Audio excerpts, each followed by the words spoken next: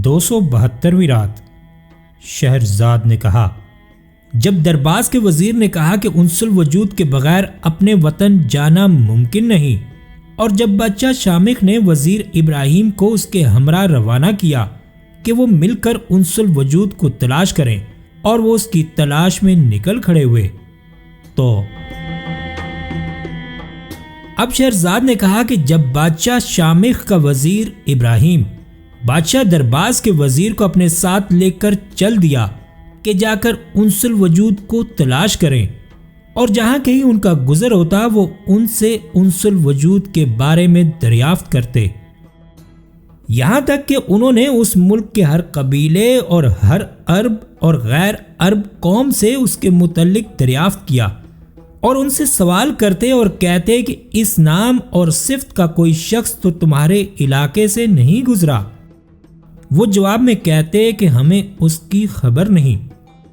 اب وہ شہروں اور قریوں میں پوچھتے میدانوں، پہاڑوں، جنگلوں اور بیابانوں میں تلاش کرتے کرتے آخر سمندر کے کنارے پر پہنچے، اور ایک کشتی میں بیٹھ کر سمندر میں تلاش کرنے لگے، اور پانی پر سفر کرتے کرتے جبل الثقلا پر جا پہنچے۔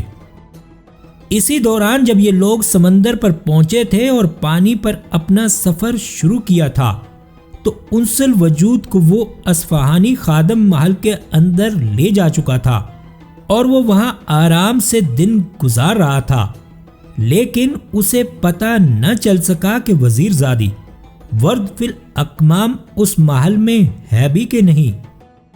اب بادشاہ درباز کے وزیر نے بادشاہ شامخ کے وزیر ابراہیم سے پوچھا کہ اس پہاڑ کو جبل الثقلا کیوں کہتے ہیں؟ اس نے جواب دیا کہ پرانے زمانے میں یہاں ایک پری کا گزر ہوا، اور وہ پری چین کے جنات میں سے تھی، اور اسے ایک انسان سے محبت ہو گئی، اور وہ آدم ذات بھی اس پری پر عاشق تھا، لیکن وہ پری اپنے خاندان والوں سے ڈرتی تھی۔ جب اس کا عشق حد سے گزر چلا تو اس نے ایک ایسی جگہ ڈھونڈنی چاہی جہاں وہ اپنے معشوق کو اپنی ذات برادری والوں سے چھپا کر رکھے، اور اپنی زندگی عشق و محبت کی جنت میں گزار سکے۔ ڈھونڈتے ڈھونڈتے وہ اس پہاڑ پر پہنچی۔ یہاں نہ انسان کا گزر ہے اور نہ جنات کا، نہ انسان ادھر آتا ہے اور نہ جن۔ جب مرضی کے موافق جگہ مل گئی تو وہ اپنے معشوق کو اس پہاڑ پر اڑا لائی اور اسے لا کر یہاں رکھا، اور یہاں دونوں ہنسی خوشی رہنے لگے، لیکن اپنے خاندان کے ڈر سے وہ اسے یہاں اکیلا چھوڑ کر اپنے گھر بھی جاتی تھی، اور جب موقع ملتا تو خاندان والوں سے چھپ کر یہاں آتی اور اپنے معشوق کے پاس رہتی۔ ایک مدت تک ان کی یہی حالت رہی، اور اسی پہاڑ پر ان کے ہاں کئی اولادیں بھی ہوئیں، لیکن کسی وجہ سے اس کے خاندان والوں کو ان کا پتہ چل گیا، اور انہوں نے اس کے بچوں اور اس کے عاشق اور شوہر کو مار ڈالا، اور پری کو واپس لے جا کر قید کر دیا، اور کہتے ہیں کہ ابھی تک وہ قید میں ہے۔ اور بہت زمانے تک جو کوئی مسافر یا تاجر یہاں سے گزرتا، اسے کسی عورت کے رونے کی آوازیں آتی کہ جیسے کسی عورت کے بچے مر گئے ہوں، اور اب ہر آنے جانے والا کہتا ہے کہ اس جگہ کوئی ثقلا ہے، یعنی ایسی عورت جس کے بچے مر گئے ہوں۔ چنانچہ لوگ اسے جبل الثقلا کہنے لگے۔ یہ قصہ سن کر بادشاہ درباز کے وزیر کو بڑا تعجب ہوا۔ اب وہ چلتے چلتے محل کے پاس جا پہنچے اور دروازے پر دستک دی۔ پھاٹک کھلا اور اس میں سے ایک خادم نکلا، اور اس نے بادشاہ شامخ کے وزیر ابراہیم کو پہچان کر سلام کیا اور اس کے ہاتھ چومے اور انہیں اندر لے گیا۔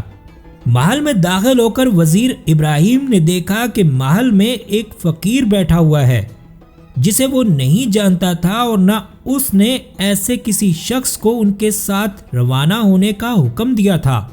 یہ انس الوجود تھا۔ اب وزیر نے اپنے خادموں سے پوچھا کہ یہ کون ہے اور کہاں سے آیا ہے؟ انہوں نے جواب دیا کہ یہ ایک تاجر ہے، اور یہ غریب طوفان میں اپنا سارا مال کھو بیٹھا، اور سمندر میں بے یارو مددگار بھٹکتا رہا اور بڑی مشکل سے فقط اپنی جان بچا کر یہاں تک پہنچا، اور اب اسی صدمے اور دکھ سے مجذوب ہو گیا ہے۔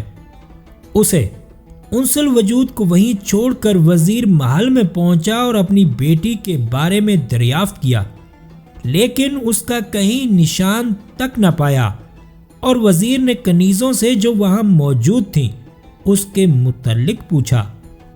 انہوں نے کہا کہ ہمیں کچھ معلوم نہیں کہ وہ کس طرح چلی گئی۔ ہمارے آنے کے تھوڑے ہی دنوں کے بعد یہ واقعہ پیش آیا تھا، لیکن ہم نے کسی سے بیان تک نہ کیا، بالخصوص خادموں اور دربانوں سے، کہ کہیں جا کر وہ آپ کو اس کی خبر نہ کر دیں۔ اور ہم لوگ برابر سب پر یہ ظاہر کرتے رہے کہ ورد فی الاکمام بالکل خیریت سے اپنی حرم سرا میں موجود ہے اور مزے میں ہے، اور ساتھ ہی خدا سے یہ دعا بھی کی کہ وہ جلد از جلد لوٹ آئے، لیکن بے سود۔ یہ ہے تمام قصہ۔ جب وزیر نے کنیزوں کی زبانی یہ قصہ سنا تو وزیر کی آنکھوں سے آنسو بہنے لگے اور رونے پیٹنے اور آہو زاری کرنے لگا، اور اس نے کہا کہ خدا کی تقدیر کے مقابلے میں کوئی تدبیر نہیں چلتی، وہ جو قسمت میں لکھ دیتا ہے اس سے ہرگز مفر نہیں۔ اس کے بعد جب اس کے حواس درست ہوئے تو وہ چھت پر چڑھا۔ اس نے دیکھا کہ حرم سرا کے جھروکے کے ساتھ ایک کپڑے کی رسی سی لٹک رہی ہے اور اس کا سرا زمین پر لٹکا ہوا ہے۔ اسے یقین ہو گیا کہ وہ یہیں سے اتر کر گئی ہوگی۔ اتنے میں اس کی نظر ایک کوے اور ایک الو پر پڑی۔ اس نے ان سے بدشگونی لی اور آہو بکا کرنے لگا۔ اب شہرزاد کو ثبوت دکھائی دی اور اس نے یہ کہانی بند کر دی۔